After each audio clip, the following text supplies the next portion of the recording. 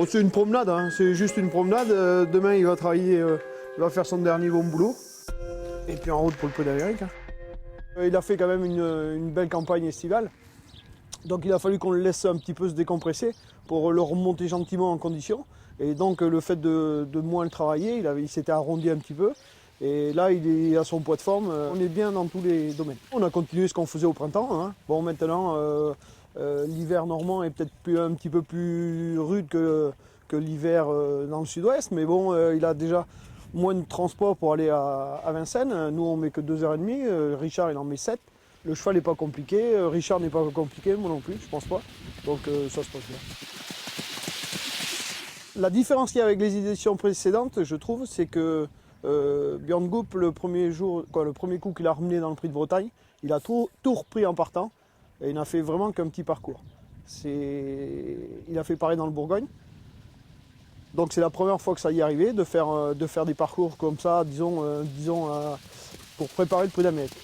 Maintenant, c'est un cheval qui est tellement décontracté dans ses boulots et tout ça, rien ne remplace la compétition, hein. Peut-être qu'il se plaît mieux maintenant en vieillissant, il se plaît peut-être mieux au printemps. Donc tout ça, on va voir ça dimanche. C'est un cheval qui est calme et tout, mais il est bien, d'après son entraîneur. Non, il est bien. Ouais. Moi, je supporte maintenant, parce qu'avant j'étais acteur, mais maintenant je suis supporter.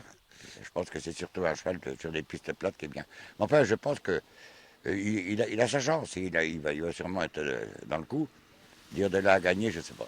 C'est une course un peu spéciale, je ne sais pas, moi, chaque fois que j'ai couru, il a fallu que je me trouve toujours bien dans les premiers 300-400 mètres.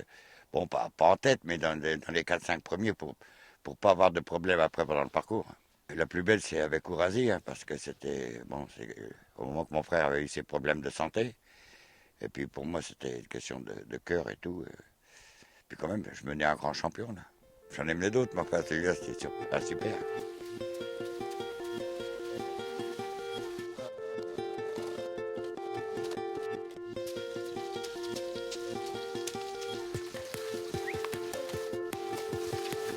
Je dis, ça va que vous aviez mis votre casquette, Timoko? En tant que supporter.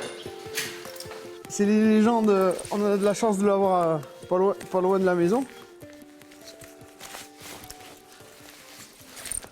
C'est les cracks. Il est très calme. C'est un cheval qui est très bien dans sa tête, qui va pas s'énerver pour n'importe quoi. Hein, par contre, quand il arrive sur les champs de course, ça va. Il reste calme. C'est dès qu'il rentre en piste. Dès qu'il rentre en piste, il sait que c'est là que ça se passe. La prochaine étape, il va casser la croûte. Et après, cet après-midi, il va aller dans le marcheur là-haut. Après, on lui fait les soins. Les soins, on fait les soins courants. Et puis, il retourne dehors. C'est un cheval qui vit dehors.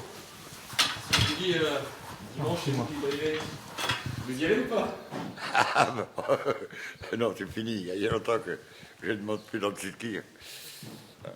Ah oui, c'est toujours agréable de mener ces chevaux-là. Surtout que c'est un cheval, il est parfait au point de vue caractère et tout. On voit que c'est un cheval qui est cool. C'est vrai que moi, je le vois travailler une fois de temps en temps, mais c'est un bon cheval.